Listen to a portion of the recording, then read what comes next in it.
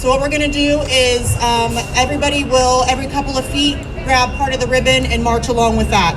And then just follow along. We're going to march around the block and surround the Department of Justice in solidarity with the Surround Parliament action that took place earlier today. So everybody head to the corner. Let's get started.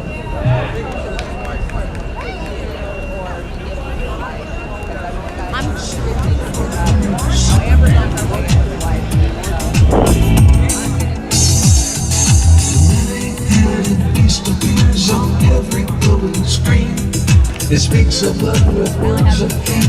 Its real face is unseen.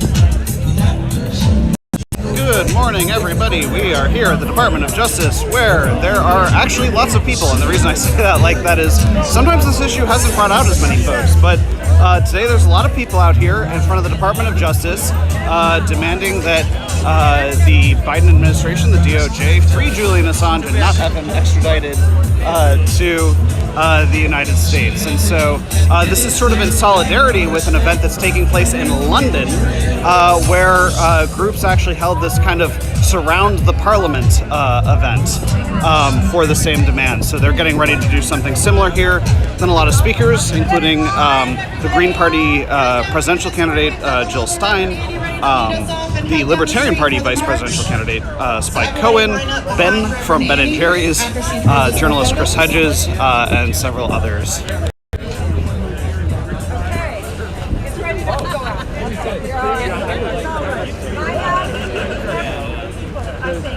Excuse me.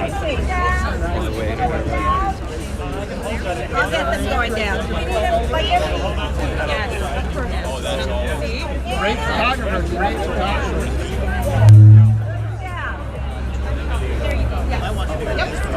Yeah, it'll just be like a line.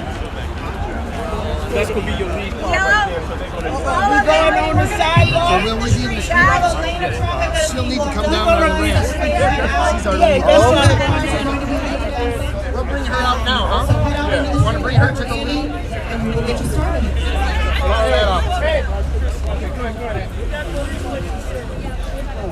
So he'll start you out.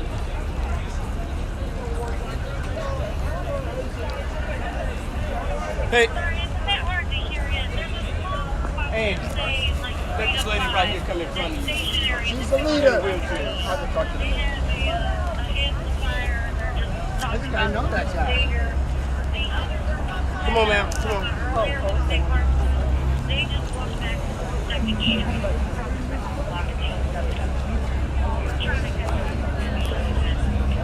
Straight down. You want her to go up? All right, they blocked these lanes for you. This is all you.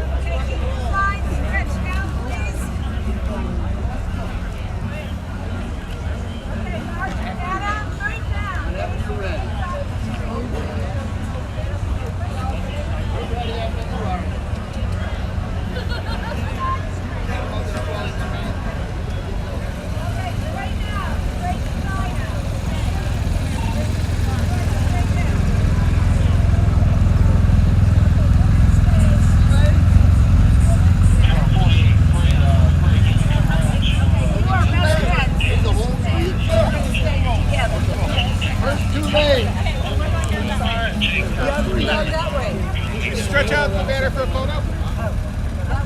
Excuse me. Okay. All right, our leader is moving out. Out of the way.